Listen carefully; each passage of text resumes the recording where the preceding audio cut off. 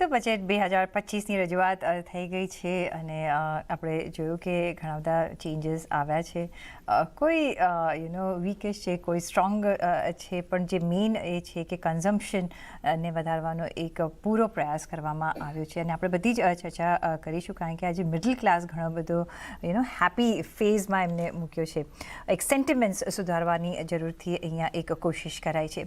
પણ આજે મારી પાસે મહાપેનલ છે અત્યારના IMCના પ્રેસિડેન્ટ સંજય મરીવાલા, કોહિનૂર મેનેજમેન્ટ સ્કૂલના professor Aditya Srinivasan, new street એડવાઇઝર્સના અભિસર દેવાનજી, ભારત ક્લીન રિવર્સ ફાઉન્ડેશનના શૈલેષ હરિભક્તિ, ASK હેજ સોલ્યુશન્સના વૈભવ સંઘવી. આપ બધાનું સ્વાગત છે.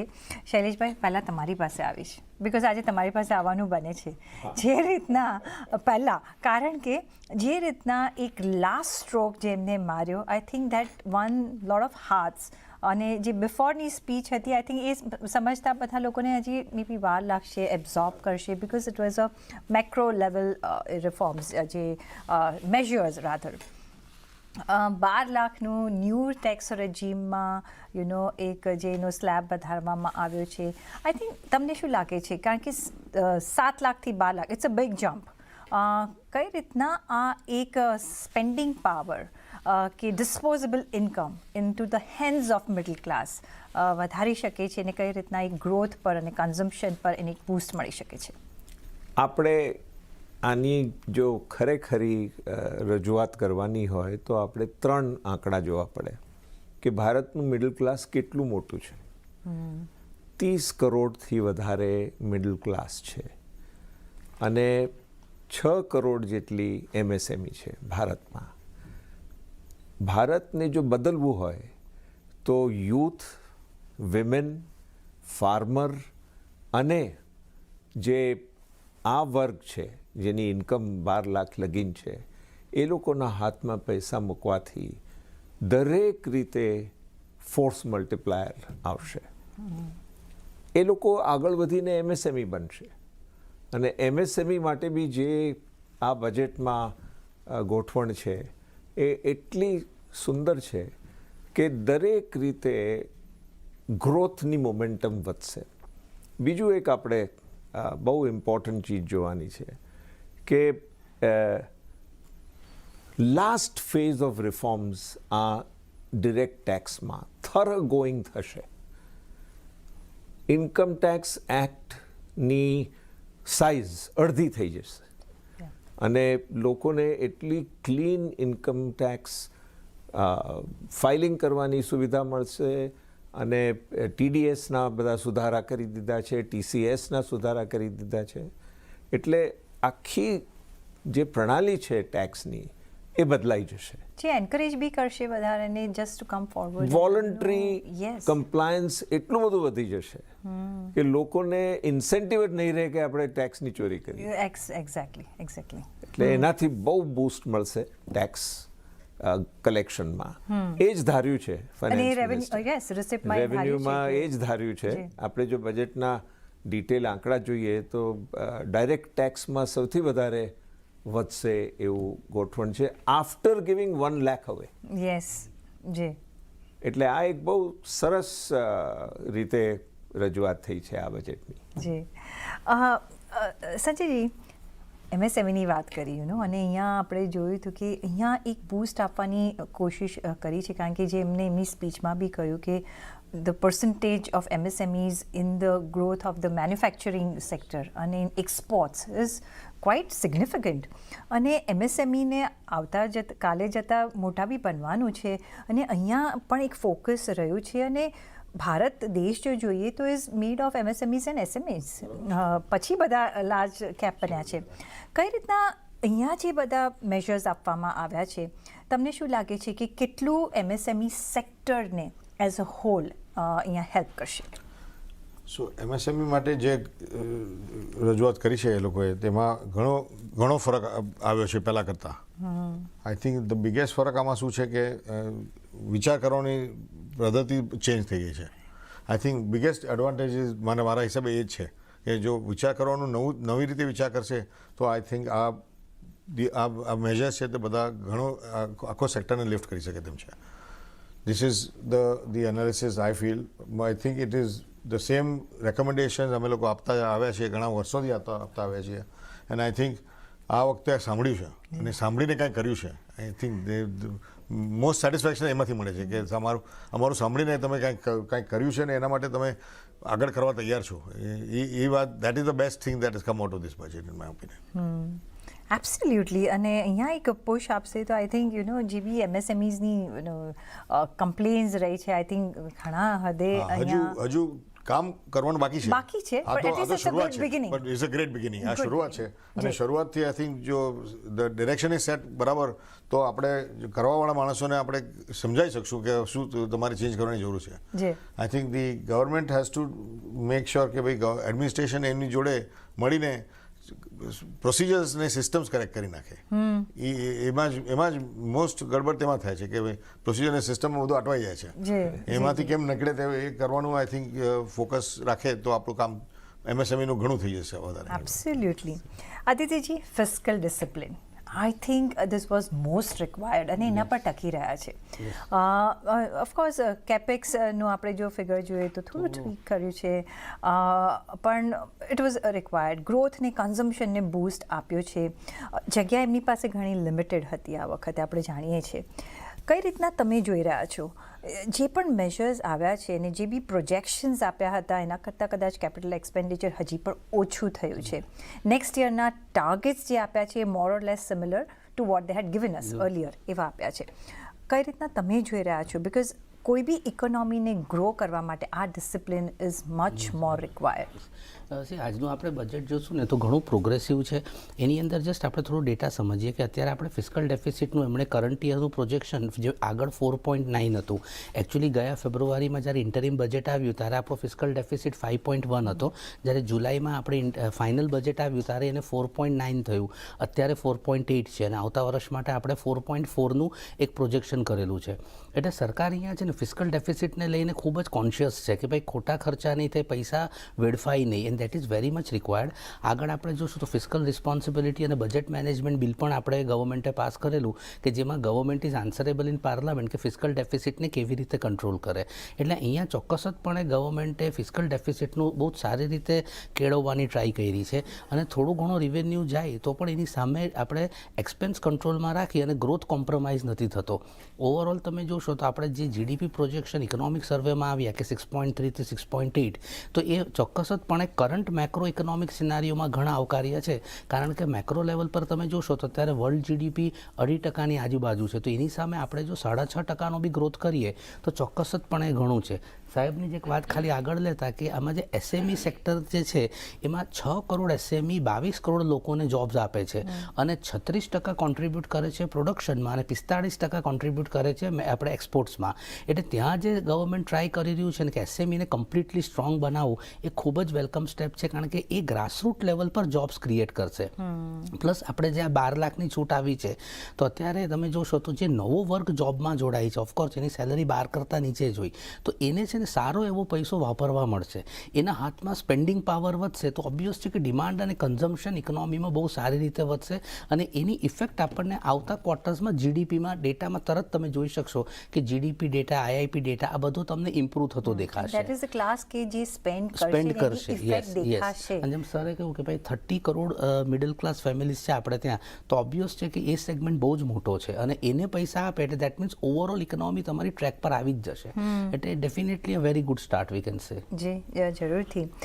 સાથે અભિષેક, કઈ રીતે તમે જોઈ રહ્યા છો? તમારું શું ટેક અવે રહ્યું છે આ બજેટથી? જો આપણે મેઇન ટેક અવેઝ જો સમજવા હોય, તમારા માટે કયા એવા પ્લસ પોઈન્ટ્સ રહ્યા છે અભિષેક? પ્લસ પોઈન્ટ્સ તો ઘણા રહ્યા છે અને આ લોકો બધાએ હમણાં કહ્યું કે એસએમઈના અંદર પ્લસ પોઈન્ટ રહ્યો છે, ટેક્સેશનના અંદર પ્લસ પોઈન્ટ રહ્યો છે કે ભાઈ તમારે 12 લાખની લિમિટ કરી આપી છે તો કન્ઝમ્પશન વધશે. ઇન્ડિયામાં ફક્ત કન્ઝમ્પશન વધારવાની જરૂર નથી, સૌથી વધારે તો ઇન્ડિયામાં એમ્પ્લોયમેન્ટ ક્રિએશનની જરૂર છે અને એમ્પ્લોયમેન્ટ ક્રિએશનના ઉપર આ બજેટમાં અમુક વસ્તુઓ સારી છે પણ મારા હિસાબે ઘણી કમ છે. તો ફોર એક્ઝામ્પલ એમએસએમઈ માટે એ લોકોએ પેલું ફંડ કર્યું છે કે ભાઈ 25% વિલ બી ફંડેડ, પણ એમાં આ વર્ષે ખાલી 10,000 કરોડ આપ્યા છે. 10,000 કરોડમાં 25% ફંડિંગ એટલે 40,000 કરોડના બેન્કેબલ પ્રોજેક્ટ ફંડિંગ થશે. તો મારા હિસાબે ઇટ ઇઝ ટુ લેસ ઘણું કમ છે એમએસએમઈ માટે, તો પ્રોડક્શન વધારવા માટે શું થઈ શકે છે એના અંદર કદાચ આપણે થોડા પાછળ પડ્યા છે એવું મને લાગે છે. એટલે એમાં ઘણા એસ્પેક્ટ્સને કન્સિડર કર્યા છે. ફોર એક્ઝામ્પલ, આઈઆઈટીની અંદર એડિશનલ સીટ 75,000 એડિશનલ સીટ્સ આપી છે. એમાં સ્કિલિંગ આવશે. આ વર્ષમાં નહીં આવે, પણ 3 થી 4 વર્ષના અંદર તમારા પાસે 75,000 ન્યૂ આઈઆઈટીયન્સ એન્જિનિયર ઊભા કરવાની શક્યતા છે. એ ઘણી સારી વસ્તુ છે કે ઇન ધ ફ્યુચર એમાં ડિમાન્ડમાં આવશે. એમએસએમઈની લિમિટ્સ વધારવી છે. એ બી સારી વાત છે મારા હિસાબે કે ભાઈ વધારે ને વધારે જેમ એમએસએમઈની લિમિટ વધારવાનો મતલબ એ છે એવું નહીં કે વધારે એમએસએમઈને કવર કરે, પણ એવું કરે કે એમએસએમઈ કન્સોલિડેટ થઈને મોટા થાય. પ્રોબ્લેમ શું થયો છે આપણી એમએસએમઈમાં કે લોઅર લિમિટ્સમાં હતી તો ઘણા લોકો એમએસએમઈની એ લિમિટના અંદર જ કામ કરતા હતા તાકે એ લોકોને ગવર્મેન્ટના બેનિફિટ્સ મળી શકે. આ લિમિટ વધારવાની એડવાન્ટેજ એમ થશે કે ભાઈ એમએસએમઈમાં કન્સોલિડેશનની જરૂર છે. તમે જો આજે ઇન્ડિયામાં શૈલેષભાઈ કહ્યું 63 લાખ એમએસએમઈસ છે, પણ યુએસના અંદર એના કરતાં 1/3 છે. અને યુએસની ઇકોનોમી આપણા કરતાં કેટલી મોટી છે. એનો મતલબ એમ થયો કે વધારામાં વધારે કંપનીઓને કન્સોલિડેટ કરવાની, એમએસએમઈસને કન્સોલિડેટ કરીને થોડા સ્કેલમાં બનવાની જરૂર છે. અને જ્યારે સ્કેલમાં બનશે તો કોમ્પિટિટિવ થશે તો એમ્પ્લોયમેન્ટ ક્રિએશન થશે, એમ્પ્લોયમેન્ટ ક્રિએશન થશે અને પ્રોફિટેબિલિટી થશે તો ટેક્સ વધશે, અને ટેક્સ વધશે તો લોકોને વધારે એમ્પ્લોય કરશે, એમાં કન્ઝમ્પશન થશે અને ગવર્મેન્ટના પાસે એટલા જ પૈસા ડેવલપમેન્ટ માટે વધારે વધશે. તો આ એક સાયકલ છે અને એ સાયકલની થોડા હદ તક શરૂઆત મેં જેમ કહું છું થઈ છે, પણ ઘણા વધારે સ્કેલમાં શરૂઆત કરવાની જરૂર છે. બીજી એક વાત મને સારી લાગી છે કે કેપિટલ પ્રોજેક્ટ્સના ઉપર 10 લાખ કરોડ જે ગવર્મેન્ટે આપ્યા છે, 11 લાખ કરોડના 10 લાખ કરોડ કરી નાખ્યા છે, એમાં બી ઘણું મોટું સિગ્નિફિકન્સ છે. બિકોઝ એમાં એમ છે કે જેમ પ્રોજેક્ટ્સ ગવર્મેન્ટ વધારે કરશે, અને ગવર્મેન્ટે બીજું શું કહ્યું છે એના સાથે અમે પાર્શિયલ ક્રેડિટ એન્હાન્સમેન્ટની સ્કીમ આપશું. પાર્શિયલ ક્રેડિટ એન્હાન્સમેન્ટ એટલે શું કે ગવર્મેન્ટના પ્રોજેક્ટ્સ જે આજકાલ બેન્કેબલ નહોતા from private sector banking system કે બોન્ડ માર્કેટ્સ, કાલે ઉઠીને અગર એક પાર્શિયલ ક્રેડિટ એન્હાન્સમેન્ટ એટલે ગવર્મેન્ટ કહેશે કે અમે એક ગેરંટી આપીએ છીએ કે એટલું અમે ક્રેડિટને અમે સંભાળી લઈશું, તો એનો મતલબ એમ થાય કે બેંક્સની એબિલિટી એ ઇન્ફ્રાસ્ટ્રક્ચર પ્રોજેક્ટ્સમાં લેન્ડ થવાની વધે. અને જેમ ઇન્ફ્રાસ્ટ્રક્ચર પ્રોજેક્ટ વધારે ને વધારે બેન્કેબલ થાય, એક તમારે વાત કહું, આપણા દેશમાં ઇન્ફ્રાસ્ટ્રક્ચર ફાઇનાન્સિંગની કમી નથી, કમી છે પ્રોજેક્ટની અનસર્ટનિટીની. અને ગવર્મેન્ટ જો અગર ગેરંટી આપશે તો એ પ્રોજેક્ટ વધારે સર્ટન થશે અને હેન્સ બેંક્સ વધારે પૈસા આપશે અને હેન્સ ઇન્ફ્રાસ્ટ્રક્ચર પ્રોજેક્ટ વધારે ઇમ્પ્લિમેન્ટ થશે. જો બજેટમાં તો ખાલી 10 લાખ કરોડ આપ્યા છે, પણ જે બેન્કિંગ સિસ્ટમમાં કે બોન્ડ માર્કેટથી પૈસા રેસ થઈ શકે એની તો શક્યતા અપાર છે, એકદમ ઘણી જ વધારે છે. અને જો એ થઈ શકશે તો એમ્પ્લોયમેન્ટ જનરેશન અને ઇન્કમ જનરેશન ઘણું વધારે થશે. એ આપણે ટેક્સ રિસીપ્ટમાં દેખાય છે, પણ એ કરવું જરૂરી છે. અને એના માટે વધારામાં વધારે લોકોને વર્કફોર્સમાં લાવવું અને સ્કિલ કરવું જરૂરી છે. તો આપણે છે ને બજેટને 1 વર્ષના દૃષ્ટિથી ન જોઈએ, પણ આપણે બજેટને જો આજે 3 થી 4 વર્ષની દૃષ્ટિ પર જોઈએ તો તમને લાગશે કે એક સસ્ટેનેબલ ડેવલપમેન્ટ, જે વિકસિત ભારતની વાત કરી છે ને, એ એક હદ તક થઈ શકે છે, પણ ઇમ્પ્લિમેન્ટેશન ઇઝ કી. જો ઇન્ડિયામાં જો બોન્ડ માર્કેટ આવી ગયું, યા ઇન્ફ્રાસ્ટ્રક્ચર પ્રોજેક્ટ ફાઇનાન્સ થવા લાગી ગયા, યા એમએસએમઈમાં કન્સોલિડેશન આવવા લાગી ગયું, અને સ્કિલ્ડ વર્કર્સ જે 75,000 આઈઆઈટીયન્સ છે માર્કેટમાં આવી ગયા, તો તમે જોશો કે 3 થી 4 વર્ષમાં એનો રિયલ ઇમ્પેક્ટ આવશે. તો હમણાં આપણે ફિસ્કલ ડેફિસિટ કરી, બરાબર વાત છે, એમાં રહેવું જરૂરી છે. આજની તારીખમાં આપણે સર્વાઈવ થવું જરૂરી છે. એમએસએમઈ જે બૂસ્ટ આપ્યું એ બરાબર છે. 12 લાખ રૂપિયા એક કન્ઝમ્પશન માટે જે ટેક્સેશન લિમિટ વધારવી કે 12 લાખનો નીચે કોઈને ટેક્સ નહીં થાય તો કન્ઝમ્પશન વધશે, કન્ઝમ્પશનથી ઇકોનોમી ગ્રો થશે. પણ જે રિયલ ગ્રોથ ઇકોનોમીમાં આવશે ને એ તમે 2 થી 3 વર્ષમાં જોશો, અગર આપણે સસ્ટેન્ડ બેસિસ પર હર વખતે આ જ એજન્ડાને કેરી ફોરવર્ડ કરીએ તો. એબ્સોલ્યુટલી. અને આઈ થિંક દે નો, એ લોકોને રોડમેપ ખબર છે, કારણ કે ઇકોનોમિક સર્વેમાં પણ એમને કહ્યું છે કે એક સસ્ટેનેબિલિટી રાખવી પડશે તો જ આપણે આપણા એમ્બિશન્સ છે કે આપણા ગોલ્સ છે કે આપણું ડ્રીમ છે એ જે ડેવલપ્ડ કન્ટ્રીનું એ તરફ પહોંચી શકીશું. પણ સાથે વૈભવ સંઘવી પણ મારી સાથે જોડાયા છે. વૈભવ, કઈ રીતના તમે બજેટને જોઈ રહ્યા છો? કારણ કે આજે જ્યારે બજેટ પ્રેઝન્ટ થઈ રહ્યું હતું ત્યારે માર્કેટ પર ઇફેક્ટ કંઈ ડિફરન્ટ હતી. આઈ થિંક એ પણ ગ્રાસ્પ કરશે અને આપણને આગલા દિવસોમાં ખબર પડશે. પણ તમે કઈ રીતના જોયું બજેટને? સી આઈ થિંક બજેટના પહેલા આપણે માર્જિનલ રેલી જોઈ હતી in terms of the expectations while expectations across the board thata what has come eventually is actually I would say path breaking or a probably a step which is hugely deviating from the already laid out kind of policy measures for the last 5 to 10 years. Why do I say that is because આપણે અત્યાર સુધી જોયું કે there has been clear focus on capex, right? This is the first time in all probability saying that the quantum of measures which are used here to kind of boost the consumption side of the story.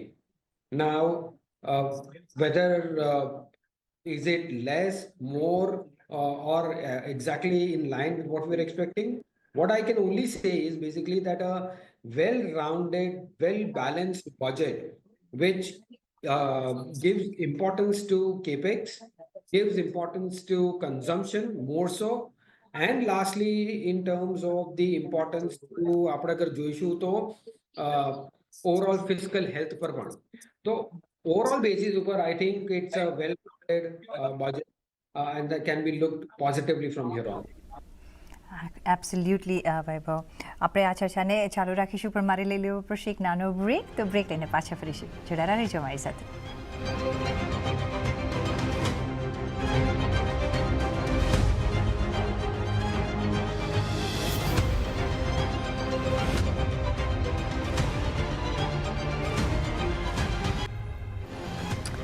Break પછી આપનું સ્વાગત છે budget મહાપેનલમાં. શૈલેષભાઈ, જે રીતના of course middle ક્લાસને તો આપણે સારું એવું અહીંયા રિલીફ મળતા જોયું છે વિથ અ કેવિએટ છે, પણ then also it's you can't complain, she has done the best. પણ કઈ રીતના તમે જોઈ રહ્યા છો અધર જે પણ બેનિફિટ્સ આપવામાં આવ્યા છે અને જે સ્પેન્ડિંગ પર હવે વધારે ભાર આપવામાં આવે છે, કન્ઝમ્પશન પર વધારે ભાર આપવામાં આવ્યો છે, એક નેશનના પ્રોગ્રેસ પર જે વધારે ભાર આપવામાં આવ્યો છે, જો તમારે એ એમને કર્યું છે એ ગણાવવું હોય તો કયા મેજર પોઈન્ટ્સ, કયા મેજર ફેક્ટર્સ આ વખતના બજેટના કામ કરશે ઇકોનોમિક ગ્રોથના? પહેલો ફેક્ટર હું લઈશ કે જે 3 centre of excellence for artificial intelligence ઊભા થશે, એનાથી જે મલ્ટીપ્લાયર ઇફેક્ટ આવશે પ્રોડક્ટિવિટી પર, એની આપણે કલ્પના બી નથી કરી શકતા. 1 વર્ષથી અમે એઆઈનો ઉપયોગ ચાલુ કર્યો છે અને જે પ્રોડક્ટિવિટી ગ્રોથ હું જોઈ રહ્યો છું એ સ્ટનિંગ કહેવાય. એક જ શબ્દ હું આપી શકું છું કે પ્રોડક્ટિવિટી એટલી બધી વધી ગઈ છે અને વધતી જ જશે. એટલે એ મને લાગે છે એક સેન્ટરપીસ છે. બીજું કે દરેક રીતે ઇન્સ્ટિટ્યુશનલ સ્ટ્રેન્થનિંગ થયું છે, right, across the board. Whether it is એડ્યુકેશનમાં કર્યું છે, હેલ્થ કેરમાં કર્યું છે, આંગણવાડીમાં કર્યું છે, ટિંકરિંગમાં કર્યું છે, ઇનોવેશનમાં કર્યું છે. દરેક રીતે ઇન્સ્ટિટ્યુશનલ સ્ટ્રેન્થનિંગ ચારે બાજુએથી કર્યું છે. એને વળગીને ફાઇનાન્સિંગ ઓપોર્ચ્યુનિટી બી વધી છે. બીજું એક જોવાનું કે એફડીઆઈ એટલી વધારે પ્રમાણમાં આવશે.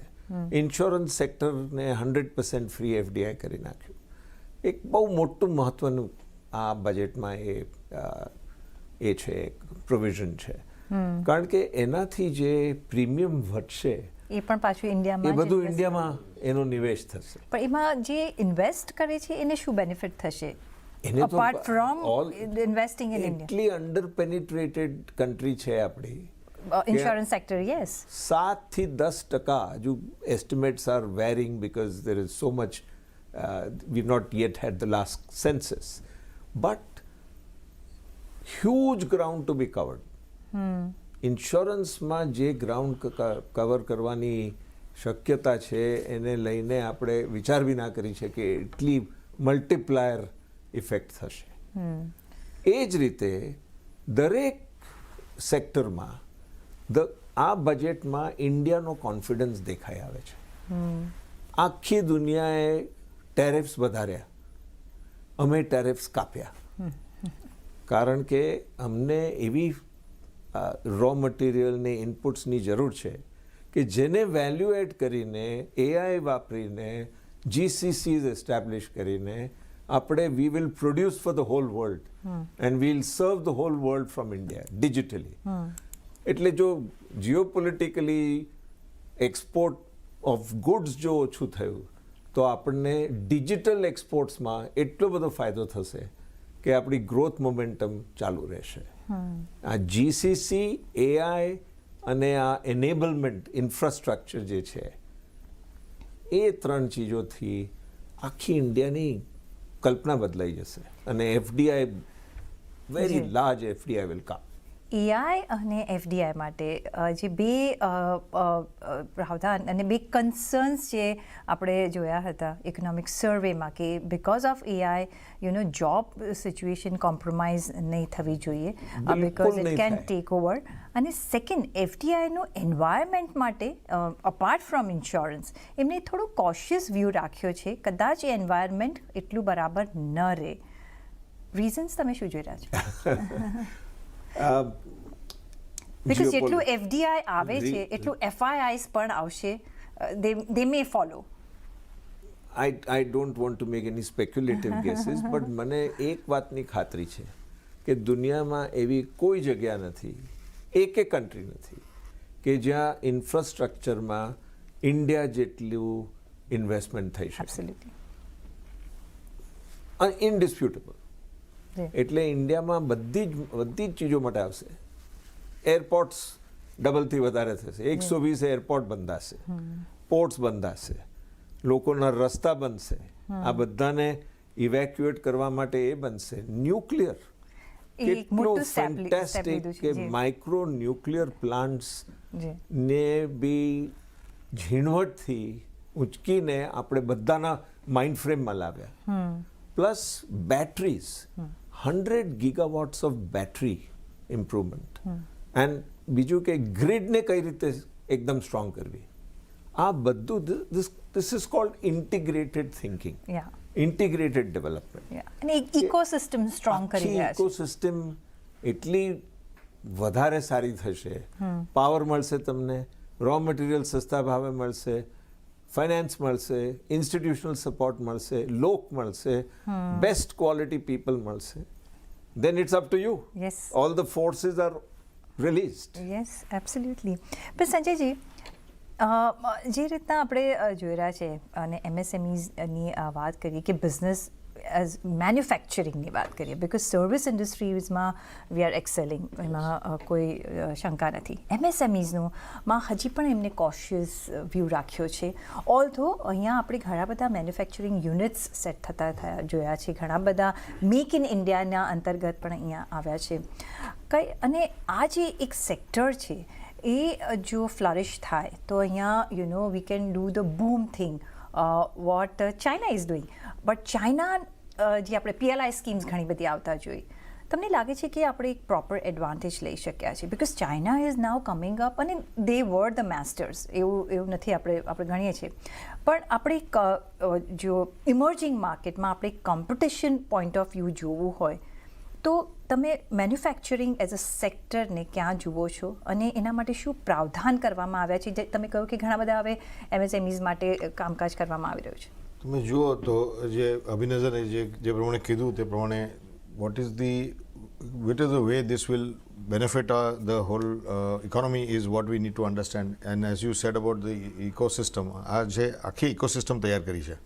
હવે તમે જુઓ MSME ને not only release of credit ને benefits in terms of growing આપી છે, પણ they have also created the NCLT ની regulation કે ભાઈ mergers will become easier and faster and quicker.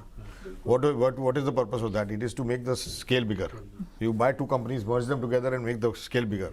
So I think this is being encouraged and that is the whole idea. એની પાછળ I think that our MSMEs have to grow. Second thing, તમે જુઓ PLI scheme જે આપી છે પહેલેથી, જ્યારે ચાલુ કરી ત્યારે તો ફર્સ્ટ ડિસ્કશન અમે લોકો when we had with the government અને મિનિસ્ટ્રી જોડે ડિસ્કશન કર્યું ત્યારે કીધું we want to BLIs to go to large projects. We have to become global projects. We have to be globally competitive. Okay, you cannot have small companies only competitive. Small companies are good for competitive manufacturing at a small scale, but on a global scale, how do we compete? એના માટે we have to inject technology. We have to inject new ways of thinking, અને એમાં we have to bring કેવી નવી રીતે કેવી રીતે આ કંપની ચાલી શકે, અને એમાં how can they bring about revolution in our technology. So reflect back on the German Mittelstand. Okay, it's a middle class, it's a middle segment, but the German Mittelstand is 2,000 to 10,000 crores of size. We are not talking about 2,000, 10,000 crores. We are still talking of smaller companies. Right. We have to move to that 2,000 to 5,000 crores at least. I think our MSMEs have to get to 5,000 crores size. Our 5,000 crores company should be called the MSMEs. And that is I think the intent of this budget to move these companies slowly up the chain to 2,500 થી 5,000 કરોડની company બનાવો પહેલાં, અને then you come back to us. I think that is exact. So as he said, I think it's a 3 to 5 year game. And I think it's the correct thing to do, which is આપણે બધાએ કીધેલું કે budget is દરરોજનું tinkering આપણે કંઈ ફાયદો નથી થવાનો. શું Yeah. ફાયદો? આઈ થિંક જો તમે બજેટમાં બનાવો તો તમે બનાવો ને પછી 5 વર્ષ સુધી કન્સિસ્ટન્ટ રાખો. હોલમાર્ક ઓફ ડેવલપ નેશન, વિકસિત nation is it's a stable policy. Right. તમે વિચાર કરો, તમે આપણા લોકો સિંગાપોર જઈને શું કામ કંપની એસ્ટાબ્લિશ કરે છે? બ્લાઇન્ડલી તમે જઈ શકો ને કે તમારી ટેક્સ 15, 20, 25 વર્ષ સુધી કાંઈ ચેન્જ નથી થવાનું. દરરોજનું ટિંકરિંગ થતું નથી. એ જ કરવાની જરૂર છે આપણા દેશમાં. જી, અને એ કન્સિસ્ટન્સી જોઈએ છે તો બિઝનેસ ત્યારે તમે ડેવલપ નેશન બની શકશો ને, ત્યારે તમે ડેવલપ નેશન બની શકશો. એબ્સોલ્યુટલી. પણ આદિત્યજી, જે રીતના આપણે જે કેપેક્સની આપણે જો વાત કરીએ, જે હવે એલોકેટ થયું છે, do you think it's enough? અને ગવર્મેન્ટ કેટલું કેપેક્સ કરશે? પ્રાઇવેટ તરફથી પણ આવવું જોઈએ, અને એમને ઘણી બધી PPP મોડલની પણ વાત કરી છે, પણ પ્રાઇવેટ કેપેક્સ હજી જેટલું જોઈતું હતું એટલું વધ્યું નથી, જેટલું ગવર્મેન્ટમાંના પણ હાથ બાંધેલા છે, બિકોઝ એમના પણ એક એલોકેશન્સ હોય છે, રિસર્ચ હોય છે, ને એ જોવાનું હોય છે. જે આ વર્ષમાં રાખ્યું હતું એ જ FY 26 માટે રાખ્યું છે. કઈ રીતના આપણે કેપિટલ એક્સપેન્ડિચર ઇન્ક્રીઝ કરી શકીએ છીએ? અને હવે મે બી જ્યારે હવે સરપ્લસ ઇન્કમ આવે છે અને જો ડિમાન્ડ વધે છે તો પ્રાઇવેટ લોકો કેપેસિટી વિચારી શકે છે વધારવાનું, ત્યાં સુધી એ લોકો પણ નહીં કરે. કઈ રીતના તમે જોઈ રહ્યા છો આ ઇકોનોમીમાં મલ્ટીપ્લાયર ઇફેક્ટ જોવા માટે કેપેક્સ કેટલું બધું જરૂરી છે પ્રાઇવેટ તરફથી? સી બેઝિકલી તમે જોશો તો ગયા વર્ષે બજેટમાં 11.11 લાખ કરોડનું કેપેક્સ પ્લાન હતો, જે આ વખતે બેઝિકલી 10.18 લાખ કરોડ રૂપિયાનું રાખ્યો છે. નેવરધલેસ એમાં આપણને એમ લાગશે કે કદાચ 1 લાખ કરોડ રૂપિયા થોડા ઘટાડ્યા છે, but even then this figure is comparatively much better કે કરંટ મેક્રો ઇકોનોમિક સિચ્યુએશન કે જ્યાં ગ્લોબલ લેવલ પર આટલા બધા હેડવિન્સ છે, લોકો આપણે ડેવલપ નેશન્સ ટેરિફની વાતો કરે છે, જીઓપોલિટિકલ ટેન્શન છે, તો પણ એમાં આપણું કન્ટ્રી કેપેક્સ 10 લાખ કરોડનું કરવા તૈયાર છે. So obviously it's a welcome step. Second, હું જે માનું છું ને કે જે રીતે આ વખતે ઇન્કમ ટેક્સમાં આજે 1 લાખ આપણે એનો બેનિફિટ આપ્યો છે 12 લાખ રૂપીસ સુધીનો, તો ડિમાન્ડ છે ને ઘણે મોટે પ્રમાણમાં ઊભી થશે basically from the middle class segment. અને જેમ ડિમાન્ડ ઊભી થશે તો ઓટોમેટિકલી પ્રાઇવેટ સેક્ટરને પોતાની કેપેસિટી એક્સપાન્શનમાં મદદ મળશે. અને હું એવું સ્ટ્રોંગલી માનું છું કે આ વખતેની જે મોનિટરી પોલિસી આવે છે, મેક્રો વેરિયેબલ્સ બધા ઇન્ટરલિંક્ડ હોય છે, એટલે એમાં જો બેઝિકલી એક રેટ કટ આવે તો કોસ્ટ ઓફ કેપિટલ ઘટે, so that will also add as an incentive to all basically companies to increase their manufacturing because the cost of capital goes down. Second, તમે આપણે જોશો તો મેક ઇન ઇન્ડિયામાં, જેમ કે આપણા બજેટમાં કહો કે ટોયઝ, હવે ટોયઝ એક એવી વસ્તુ છે કે ઓબ્વિયસલી જેની ડિમાન્ડ કોઈ દિવસ ઘટવાની નથી ઇન કન્ટ્રી લાઇક ઇન્ડિયા. તો હવે મેક ઇન ઇન્ડિયામાં ટોયઝનું ઇન્ક્લુઝન થયું છે. ડિફેન્સ સેક્ટરમાં આપણે હંમેશા ઇમ્પોર્ટર્સ જ હતા, પણ અત્યારે આપણે 35,000 કરોડ રૂપિયા જેટલું એક્સપોર્ટ કરીએ છીએ ડિફેન્સમાં. આપણે 15 દિવસ પહેલાં જ આપણે 3800 કરોડ રૂપિયા એટલે 4,000 કરોડના બ્રહ્મોસ મિસાઇલ ઇન્ડોનેશિયાને એક્સપોર્ટ કર્યા. એટલે બેઝિકલી મેક ઇન ઇન્ડિયામાં પ્રાઇવેટ કંપનીઝ પણ એક મેજર રોલ પ્લે કરશે, મેન્યુફેક્ચરિંગ વધશે, પ્રોવાઇડેડ એ લોકોને સામે ડિમાન્ડ દેખાય. અને ડિમાન્ડ ક્રિએટ કરવા માટે આજે બેઝિકલી આજના પ્રોવિઝન્સ આપ્યા છે કે ભાઈ હવે TDS લિમિટ પણ 50,000થી 1 લાખ કરી, રેન્ટમાં આપણે 2.5 લાખથી 6 લાખ કર્યું. તો જે ડિસ્પોઝેબલ ઇન્કમ લોકોને હેલ્પ મળશે ને, એનાથી ઓબ્વિયસલી છે કે ડિમાન્ડ વધશે ને, તો automatically manufacturing will go up. એટલે હું માનું છું કે આ 10 લાખ કરોડ રૂપિયાનું બી જે કેપેક્સ પ્લાન છે તે કરંટ સિનારીઓમાં ઘણો સારો છે, keeping in mind the global situation, કે ગ્લોબલ Right. જ્યારે આટલી બધી અનસર્ટનિટી છે એમાં આપણે આટલું મોટું એક્સપેન્સ કરવા તૈયાર છીએ. પ્લસ આપણા ત્યાં જે કોર્પોરેટ્સ છે એ લોકો પણ ઓવરઓલ તમે જોશો તો આપણા રિઝલ્ટ્સ કે એટલા બી વીક નથી આવ્યા. ઓફકોર્સ અમુક કંપનીના વીક છે, પણ ઓવરઓલ તમે જોશો તો થિંગ્સ વિલ ઇમ્પ્રૂવ ગ્રેજ્યુઅલી. અને આમાં જો કોસ્ટ ઓફ કેપિટલ ઘટી જાય તો ચોક્કસપણે આઈ ફીલ કે આગળ જતાં આપણી ઇકોનોમીને બેનિફિટ થશે અને જીડીપી કન્સિસ્ટન્ટલી વધી શકશે. એબ્સોલ્યુટલી. પણ યુ નો આપણું દૂરઅંદેશી આપણે જે જોઈએ કે આપણે જે આપણા જે ગોલ્સ છે we are very clear in that. I think મને લાગે છે જે આપણે જ્યાં લેક થઈએ છીએ to a certain extent, I am not saying to the fullest, is implementation. અને એ may be because of ease of doing business, ease of compliance, may be એ can resolve in a future. But Abhi sir, જે આપણા કન્ટ્રીની જે રિસિટ્સના projection કર્યા છે ને જે એક્સપેન્સીસના પ્રોજેક્શન્સ કર્યા છે, you know those are more. આપણે જો એમ કરવા જઈએ તો એ હવે આઈ ડોન્ટ નો કઈ રીતના એ સેટ ઓફ કરશે, બિકોઝ એ ઇન્કમ ટેક્સની ઇન્કમને ગણી રહ્યા છે. GST is a big revenue you know getter. પણ આ વખતમાં ડાયવેસ્ટમેન્ટમાં બહુ કંઈ સંભળાયું નથી કે કઈ રીતના એ લોકોનો પ્લાન છે. ડિફેન્સમાં એક ઓફકોર્સ એક એલોકેશન કર્યું છે, પણ અહીંયા ઘણું બધું કામ થઈ ગયું છે. કઈ રીતના તમને લાગે છે કે કોઈ મિસીસ થઈ ગયા છે, કોઈ મિસ તમે જોઈ રહ્યા છો જે એક રેવન્યુ જનરેટ કરી શકે? ઓલ ધ ફાઇન પ્રિન્ટ્સ આવશે એટલે આપણને વધારે ખબર પડશે, પણ if you can pin point. તો એક તો ડાયવેસ્ટમેન્ટ બહુ જ એક વી હેવ નોટ સક્સીડેડ ઇન ડાયવેસ્ટમેન્ટ, એ તો કહેવું પડશે આપણે. પણ હવે તમે ડાયવેસ્ટમેન્ટમાં જો એક જ ઉદાહરણ લઉં, આઈડીબીઆઈ બેંકનું ડાયવેસ્ટમેન્ટ હમણાં ચાલે છે સિસ્ટમમાં. આઈડીબીઆઈ બેંકનું ખાલી તમે જે ડાયવેસ્ટમેન્ટ ગવર્મેન્ટે અનાઉન્સ કર્યું છે ને જેના માટે પ્રોસેસ ચાલી રહ્યો છે, એમાં જ આજની માર્કેટ કેપના હિસાબે યા સેબીના પ્રાઇસના હિસાબે 65,000 કરોડનું ખાલી એક ટ્રાન્ઝેક્શનમાં આવવું જોઈએ ડાયવેસ્ટમેન્ટ, આઈડીબીઆઈના ટ્રાન્ઝેક્શન. પણ તમે બજેટમાં જોશો તો ખાલી 50,000 કરોડ લખ્યા છે. તો મારા હિસાબે ડાયવેસ્ટમેન્ટ જરા થોડું આઈ થિંક ગવર્મેન્ટ આ ટાઈમ પર એમ જઈ રહ્યું છે કે ભાઈ let us under state and over perform. શું કામ કે ડાયવેસ્ટમેન્ટ એટલું સક્સેસફુલ નથી રહ્યું. પણ અગર જો આઈડીબીઆઈનું જ ખાલી એક ડાયવેસ્ટમેન્ટ થાય તો આપણે ડાયવેસ્ટમેન્ટ એક્ઝિટ થઈ જશે, એક્સિટ થઈ જશે. બીજી વાત એ છે કે મારા હિસાબે જે ઇકોનોમિક સર્વેમાં બી કહેવામાં આવેલું કે we have to have less amount of governance. એનો એક માન્યતા એમ પણ છે કે we have to have lesser amount of government companies. અને એક નોન ફેક્ટ છે, એસ્પેશિયલી હું તમારા ફાઇનાન્શિયલ સેક્ટરના બારામાં તો કહી જ શકું કે ગવર્મેન્ટ કહે જ છે કે આપણે કન્સોલિડેટ કરીએ યા તો પ્રાઇવેટાઇઝ કરીએ. હવે એમાં ઘણો મોટો હાર્ટ એમ છે કે યસ બેંક ફોર એક્ઝામ્પલ આવશે. યસ બેંકમાં ગવર્મેન્ટનું ડાયરેક્ટ શેર હોલ્ડિંગ નથી, બજેટનું ડાયરેક્ટ શેર હોલ્ડિંગ નથી, પણ તમે એનામાંથી જે રિસોર્સિસ જનરેટ થશે for government sector banks, KLIC, એ ઘણું મોટો છે. અને મારા હિસાબે એક ડાયવેસ્ટમેન્ટનો એક રૂખ જોવાનું એમ છે કે ગવર્મેન્ટની પોકેટમાં કેટલા પૈસા આવશે અને બજેટ કેટલું બેલેન્સ થશે. અને બીજું એટલું છે કે ગવર્મેન્ટ એન્ટરપ્રાઇઝ પાસે કેટલા રિસોર્સિસ આવશે અને એ રિસોર્સિસનો યુઝ કેમ થશે, એ બહુ મોટી વાત છે.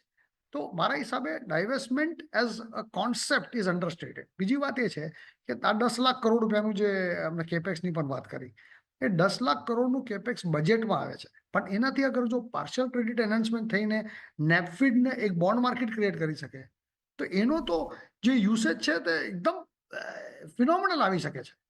ઇન્ડિયાને આજે ઇન્ફ્રાસ્ટ્રક્ચરમાં, અને શૈલેષભાઈએ પણ કહ્યું કે ભાઈ ઇન્ફ્રાસ્ટ્રક્ચરનું તો એટલું અનપ્રેસિડેન્ટેડ ગ્રોથ થશે ઇન્ડિયામાં, થવું જ જોઈએ.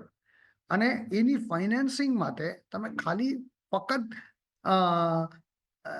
ગવર્મેન્ટ કોફર્સમાંથી કેટલા ડાયવેસ્ટમેન્ટ આવે છે અને બજેટ કેટલું બેલેન્સ થાય છે એના જો. બજેટ તો એક ઘરનું ડોક્યુમેન્ટ છે. હવે એનામાંથી જેટલા સાઇડ ઇફેક્ટ્સ આવશે, એમને કોઈ બીજાએ પણ કહ્યું કે ભાઈ ઇન્ટરલિંક છે આખી ઇકોનોમી, એ ઇન્ટરલિંકિંગમાં જેટલા તમારા પાસે પૈસા આવશે, લાઈક જીએસટી કન્ઝમ્પશન વધશે તો જીએસટી વધશે, વધારે ઇન્કમ ટેક્સમાં ડિક્લેરેશન આવશે તો ઇન્કમ ટેક્સ વધશે, MSMEનું કન્સોલિડેશન થશે, યા આપણે કહ્યું કે M&Aમાં ઇઝી પડશે. આ બધા જે ફેક્ટર્સ સાથે આવશે તો મારા હિસાબે એનો કમ્પાઉન્ડિંગ ઇમ્પેક્ટ છે. ખાલી એનો પર્પસ એટલો જ છે કે ઇમ્પ્લિમેન્ટેશન જો બરાબર થશે તો interlinkages will work in the right way. અને ઇન્ટરલિંકેજીસ જો સહી રીતથી થશે તો આના બેનિફિટ્સ ઘણા વધારે છે. તો કહેવાનો મતલબ એમ છે કે તમે ફક્ત એટલું ના જો કે ડાયવેસ્ટમેન્ટના ઉપર શું છે, કે ડિફેન્સના ઉપર કેટલો એક્સપેન્ડિચર આવશે. તો ભાઈ ડિફેન્સનું એક્સપેન્ડિચર તો એવું છે ને કે it is a requirement, right, અને આપણે કરવું જ છે એટલું ઇન્વેસ્ટમેન્ટ. એબ્સોલ્યુટલી. જી પણ વૈભવ, ઓફકોર્સ ડાયવર્સમેન્ટની મેં વાત કરી, પણ જે રેલવેઝ એમનું રેલવેનું આપણે પહેલાં બજેટ એક સેપરેટ જોતા હતા. આ વખતે રેલવેઝ બહુ મેન્શન નથી થયું ને અહીંયા આપણે જોયું છે કે ઘણું બધું કામ થયું છે, એલોકેશન આવ્યું છે, પણ આ વખતે આપણે બહુ સાંભળ્યું નહીં. ડિફેન્સમાં મે બી આપણે સારું એવું ઇન્વેસ્ટમેન્ટ જોયું છે અને મેક ઇન ઇન્ડિયા અંતર્ગત અહીંયા એક સારું બી કામ ચાલી રહ્યું છે. તમે કઈ રીતના જોશો? See, I think in fact ડિફેન્સમાં અગર તમે જોશો તો આઈ થિંક બજેટરી એલિકેશન 10% ઉપર થયું છે. સો અગર તમે within the constitution of the capex જોશો તો defence is one of the best once જ્યાં તમારું એલોકેશન સારું એવું વધ્યું છે. નાઉ we as an investor and we as general public would always want કે બધી જ જગ્યાએ government should kind of keep contributing. But at the end of it, આપણે પણ સમજવું જોઈએ કે the sources of revenue are limited in that sense, અને they cannot be very aggressive in terms of the revenue. એટલે હું જઈને ફૂલ ટેક્સિંગ કરું, રેવન્યુ રેઝ કરું અને પછી એને હું ડિપ્લોય કરું, it is counterintuitive in that sense. So I think that delicate balance જે આપણે અગર તમે જોઈશો તો ટેક્સને બેલેન્સ કર્યું છે, સ્પેન્ડિંગને બેલેન્સ કર્યું છે. And one more important point which I also missed is, I think, and which is very, very બહુ સરાહનીય છે અગર આપણે જોઈશું તો, the focus on ease of business.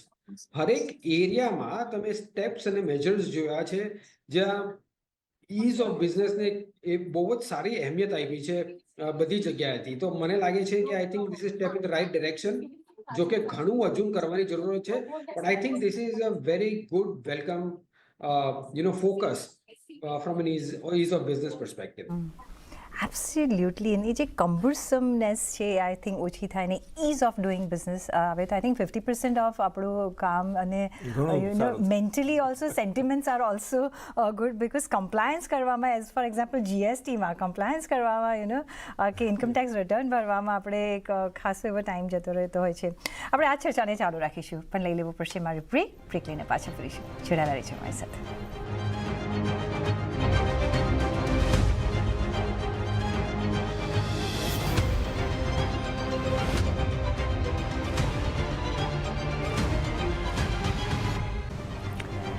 પછી આપનું સ્વાગત છે. આપણે શૈલેષભાઈ, ડાયવર્સમેન્ટની વાત એવરી બજેટમાં આપણે જોતા હોઈએ છીએ, પછી ઇન્ટરિમ બજેટ હોય એમાં બી આપણે વાત કરી છે કે Y they can't meet the target. શું એવા તમને લાગે છે કે પ્રોબ્લેમ્સ થઈ જાય છે કે they can't meet, because it's a big avenue આપણી પાસે? આપણે આ શબ્દને વાપરવાનો બંધ કરવો જોઈએ. ડિસઇન્વેસ્ટમેન્ટ, જો કે asset monetisation that is the key. And if you આ વખતના બજેટમાં શું કીધું છે કે દરેક સ્ટેટ લેવલ પર ઇન્સેન્ટિવ આપશે એસેટ મોનેટાઇઝેશન. યસ. એનો શું અર્થ કે દરેક જે સ્ટેટની એસેટ્સ હોય એને રીટ કરી નાખશે કે ઇન્વિટ કરી નાખશે. એટલે it will become a publicization of assets. આ શબ્દ વાપરશું તો કોઈને એની સામે કશું બોલવાનું નહીં. મે બી ચેન્જ ઓફ વર્ડ્સ કરવું જોઈએ, બસ એટલું જ જોઈએ. અને આપણે બધા આપણી જે એસેટ આપણે બધા વાપરીએ છીએ એના પર આપણું નાનું નાનું ઓનરશિપ રહેશે. એટલે કોઈને તકલીફ નહીં થાય. એક સ્ટેટની ફિસ્કલ ડેફિસિટ 0 થઈ શકે છે. કારણ કે તમે એક જ ચીજ જોઈ લો, ફિલ્મ્સ ડિવિઝનની જે લેન્ડ છે મુંબઈમાં એને તમે ઇન્વિટાઇઝ કરી નાખો તો મહારાષ્ટ્રની 10% ડેફિસિટ કમ થઈ જશે એક જ સ્ટ્રોક ઓફ પેનથી. Right. And it will be owned by people of the state, maybe from anywhere in the world. I think this asset monetization and incentivization of the states, જે બજેટમાં એનું zikr છે, that is the real story that is going to emerge. Of course, I agree with Abhizar that if we are able to finish the divestment of IDBI, it will be a very major thing. Yes. But we should stop talking about this because this is political hot potato. Yes. The best way to describe it is public ownership of public assets. Right. This is so brilliant if you just change the whole thinking. પણ Sanjay, state participation is very very important. અને always કહેવા કે અમે સ્ટેટને ઇન્સેન્ટિવાઇઝ કરીશું, અમે આટલું spend કરીએ છીએ તો સ્ટેટ પણ થોડું સ્પેન્ડ કરે. કઈ રીતના તમે જોઈ રહ્યા છો સ્ટેટ કેમ નથી સ્પેન્ડ કરી? એમની પાસે મે બી થોડા કન્સ્ટ્રેન્ટ્સ છે. જો સ્ટેટ ઓલ્સો કરે, અને હવે આઈ થિંક ટુરિઝમમાં I think they are going to do that, so that they will also come forward, because that એમાંથી જો એમને પણ રેવન્યુ મળે છે તો they will be more interested. આ બધા મોડલ્સ સ્ટેટને એન્કરેજ કરવા માટે કઈ રીતના આપણે કામ કરી શકીએ? આપણે જોઈએ છીએ આઈ થિંક મોટા સ્ટેટ્સને, ઇમ્પોર્ટન્ટ સ્ટેટ્સને ખાલી માર્ક કરીએ છીએ. તમે જુઓ નાના સ્ટેટ્સ ચેન્જ થાય છે ઓલરેડી. ઘણા ચેન્જીસ આવી ગયા છે. હું પોતાના એક્સપિરિયન્સની વાત કરું, હું કેરળામાં કામ કરતો હતો, અને આપણે બધાનો વિચાર હતો Kerala is a communist state અને એ લોકો કેમ કરશે. It was the first state to do privatisation of airport amongst all states. Cochin was the first airport in all of India that was privatized. So there is thinking, it is there, it exists. Communist state is also thinking of privatization. So I'm not, મને નથી લાગતું કે states are lacking. I think what is, you are absolutely correct કે ભાઈ મને લાગે છે કે જો જરૂર શું છે કે સ્ટેટ્સને કેવી રીતે ઇન્સેન્ટિવ આપશો, સ્ટેટ્સને કેવી રીતે measure કરશો કે ભાઈ માપશો કે what is the development, and I think that is where the index is going to come into play. The index is a very good measure to start looking at states and giving them a mirror કે ભાઈ where are you and what do you need to do a different thing. So I think that is eventually, hopefully they will link it to some financial incentive. Is done. 0.5%. બરાબર છે. So કરી નાખી. So I think that is an important point. The second important point is, to create the required solutions in the problems of the state. Different states have different set of problems. જે મહારાષ્ટ્રમાં જે problem છે તે કર્ણાટકામાં નથી, કર્ણાટકમાં જે problem છે તે ઓડિશામાં નથી, ઓડિશામાં જે પ્રોબ્લેમ છે તે રાજસ્થાનમાં નથી, રાજસ્થાનમાં જે પ્રોબ્લેમ છે તે પંજાબમાં નથી. So I think each state has its individual issues. So I think the center also has to look at the individual state problems and address those issues. This is extremely important, and I believe that should come through the process of looking at the agriculture schemes, which is going to be a significant game changer at the rural level, because the agriculture schemes that they have talked about are very, very important long-term initiatives in my opinion. Take for example the Germplasm Bank. Okay, now this is something we've been talking to them. I am in agriculture as well, અને ઘણા વખતથી અમે લોકો 4 વર્ષથી અમે લોકો કહીએ છીએ કે તમે કંઈક બનાવો એના માટે. We don't want you to give us મફતમાં કંઈ નથી આપવું, તમે જે કરી શકો તે બનાવો ને પછી અમે લોકો આગળ લઈ જશું industry. These are the things you need. But એગ્રીકલ્ચરની વાત કરીએ છીએ આદિત્યજી, ત્યારે વેર હાઉસિંગ ફેસિલિટીઝ ફાર્મર્સને જોઈએ છે. ફાર્મર્સ આપણું ફાર્મિંગ નેશન છે, એગ્રીકલ્ચર નેશન છે, that is our strength, right? અને અહીંયા પણ એવરી ટાઈમ ફાર્મર્સ માટે આવે છે. આ વખતે પણ 30-40% આપણે ફાર્મર્સનું આપણે જોયું છે. ફાર્મર જો ખુશ હશે અને ત્યાંથી જો એક બેઝ લેવલથી જો એક સ્ટ્રીમ લાઇન કરીને આપે તો દે આર ઓલ્સો હેપી. અને જે આપણે પ્રાઇસીસ ને બધું જોઈ રહ્યું છે, અને મેક ઇન ઇન્ડિયા તો નહીં પણ જે આત્મનિર્ભરતા ફોર તુવર દાળ, ઉડદ દાળ ને બધીની વાત કરી છે, because that is the staple food of India. કઈ રીતના તમે આ જોઈ રહ્યા છો? ઓફકોર્સ જલની જે એમને એક્સટેન્ડ કરી છે scheme, because water is very necessary four rural areas અને એવરીથિંગ. આ બધા જ પ્રાવધાન કઈ રીતના તમે જોઈ રહ્યા છો? Because this is a base root level. Basically આપણે એગ્રીકલ્ચર સેક્ટરની વાત કરીએ ને તો આજે પણ ઇન્ડિયામાં 52% of our population is directly or indirectly dependent on agriculture for livelihood. Number 1. Second, આપણે જો 8 થી 9% જીડીપી ગ્રોથ કરવું હોય તો agriculture sector has to grow at 4%. And it can play a big role. It will always play a big role, કારણ કે આજે પણ આપણે તો 70% પોપ્યુલેશન ગામડાઓમાં રહે છે, એટલે બેઝિકલી ત્યાં મેઇન એક્ટિવિટી એગ્રીકલ્ચર જ છે.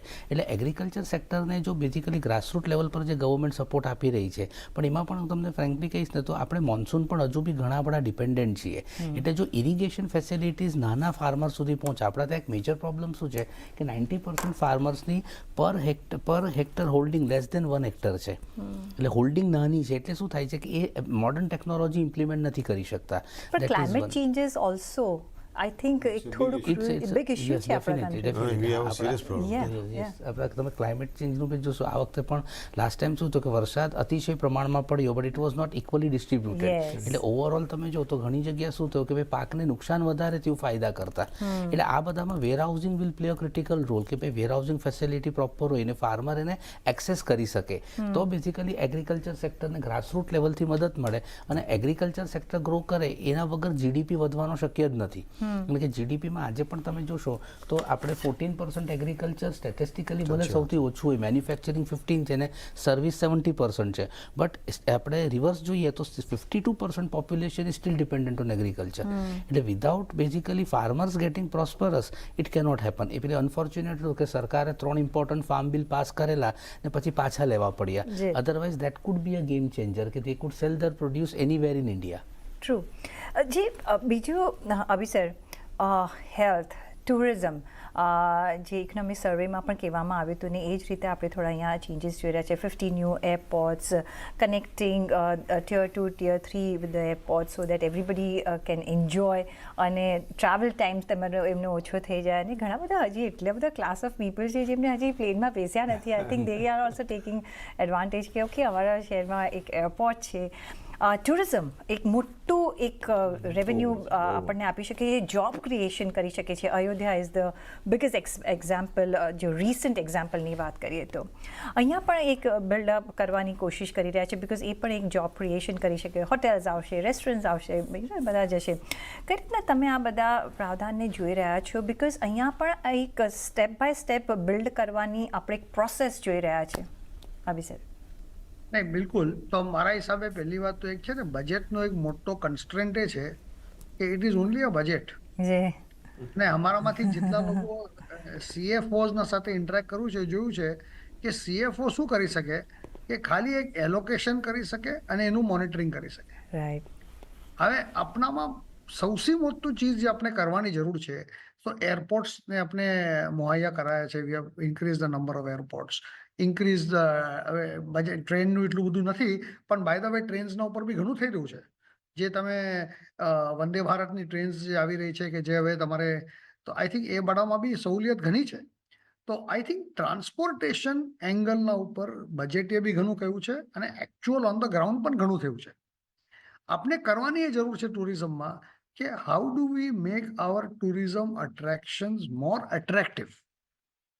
હવે એ છે કે ફોર એક્ઝામ્પલ એ લોકોનું જે અપકીપ ને મેન્ટેનન્સ છે કે એના ઉપર જે કાઇન્ડ ઓફ ટ્રેનિંગ અને જે પ્રાઇડ ક્રિએટ કરવાની છે. સૌથી મોટી વાત તો એ છે કે આપણી જે ટુરિઝમ મિનિસ્ટ્રીનું કામ એ છે કે એના અંદર એક પ્રાઇડ ક્રિએટ કરે. આજે કોઈ માણસ અયોધ્યા જાય ફોર એક્ઝામ્પલ, એક અયોધ્યામાં એ જોયું છે આપણે, એકચ્યુઅલી અયોધ્યામાં સક્સેસફુલ છે કે ત્યાં આપણે શું કરે છે કે એક પ્રાઇડ દેખાડી છે. એક મંદિર બન્યું છે, એની હિસ્ટ્રી છે, એક માણસ એની હિસ્ટ્રી નરેટ કરે, તે વધારે ને વધારે ટુરિસ્ટ આવે. કે જો કુંભ મેળા જે હિસાબે એને પબ્લિસાઇઝ કર્યું છે કે જે હિસાબે કુંભ મેળાને પ્રોજેક્ટ કર્યું છે તે એટલા ટુરિસ્ટ આવી શકે છે. આપણે કરવાની એ જરૂર છે કે આ ઓલ ઇન્ડિયા જેટલા બી આપણા સાઇટ્સ છે, India has the richest heritage in the world in my opinion.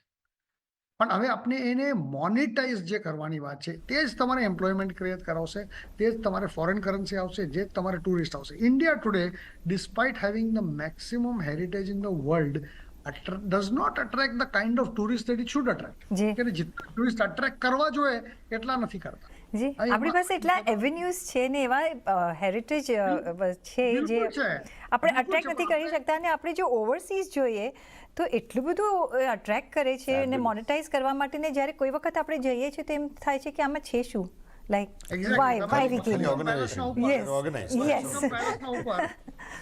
Buckingham પેલેસના ઉપર જ્યારે કદી ચેન્જ ઓફ ગાર્ડ્સ જોવા માટે હજારો લોકો ઉભા હોય છે. છે શું, એક ગાર્ડને બીજાથી બદલાય છે. એ આમ પણ ફ્રી ઓફ કોસ્ટ હોય છે. પૈસા ખર્ચીને આપણે જે જવાની હોય છે એમાં પણ આપણે જોતા હોઈએ છીએ કે આમાં છે શું કે we are spending so much. પણ વૈભવ, બધી આપણે વાત કરી, બજેટ આવી ગયું. હવે as a investor seeing the budget, તમે ક્યાં ઇન્વેસ્ટ કરશો, કઈ રીતના, બિકોઝ થર્ડ ક્વાર્ટરના નંબર્સ પણ આવેલા છે, મ્યુટેડ છે ફોર ધ રીઝન્સ વી નો કે અહીંયા ડિમાન્ડ ઓછી રહી છે, પણ હવે કઈ રીતના આપણે ઇન્વેસ્ટ તમે કરશો, કયા સેક્ટર્સ તમને પસંદ પડશે? See, I think જે હિસાબથી ઓફકોર્સ એઝ યુ મેન્શન કે જે ફોકસ રહ્યું છે તો કન્ઝ્યુમર ડિસ્ક્રેશનરી સ્ટેપલ્સ ને એ બધામાં સારું એવું ઇન્ટરેસ્ટ આવ્યું છે, બટ કોર્પોરેટ અર્નિંગ્સ અગર આ ક્વાર્ટરમાં જોયું હશે તો have been pretty subpar. I mean, it's not that it is extraordinary from any angle in that sense. At the same time, જે કોમેન્ટ્રી પણ આપણે જોઈ છે તો એ ઘણી સારી એવી મિક્સ્ડ કોમેન્ટ્રી આવી છે. ઇન સમ વેઝ એ રિફ્લેક્ટ પણ કરી રહ્યું છે કે અંડરલાઇંગ ઇકોનોમિક ગ્રોથ કેવી રીતે છે, અંડરલાઇંગ સેન્ટિમેન્ટ કેવું છે. ઓફકોર્સ આ જે મેજર્સ કર્યા છે એનાથી ડેફિનેટલી એક સેન્ટિમેન્ટ ઇમ્પ્રુવમેન્ટની શક્યતા છે, પણ I think time will tail how much kind of it is getting, or seeped into the whole system. So from a market standpoint, agar તમે જોશો તો large cap valuations થોડાક better થયા છે, but importantly, I think from an overall environment, જે FPI પૈસા એટલે ઇન્ડિયામાંથી કે કન્ટિન્યુઅસલી જઈ રહ્યા છે, I think એ બધા મેજર્સની પણ જરૂર છે જ્યાં we can get back foreign investments into India. આપણે એવું ના કહી શકીએ કે ખાલી કે ડોમેસ્ટિક ઇન્વેસ્ટર્સ જ ખાલી આપણી માટે બહુ ઇનફ છે. India is a capital starved economy, અને જ્યારે આપણને ગ્રોથની જરૂરિયાત છે, કેપિટલની જરૂરિયાત છે, I think one has to be very objective and practical અને attract all sources of capital જેથી કરીને આપણું જીડીપી ગ્રોથ વધી શકે છે. એબ્સોલ્યુટલી.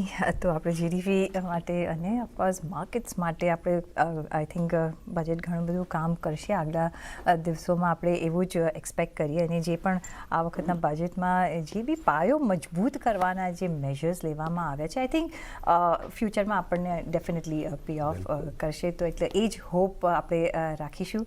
પણ ફોર નાવ શૈલેષભાઈ, સંજયભાઈ, આદિત્યજી, અવિસર, વૈભવ, ઘણો આભાર તમારો અમારી સાથે આ મહાપેનલમાં આ ઇમ્પોર્ટન્ટ દિવસે જોડાવા બદલ અને બજેટને ડીકોડ કરવા માટે.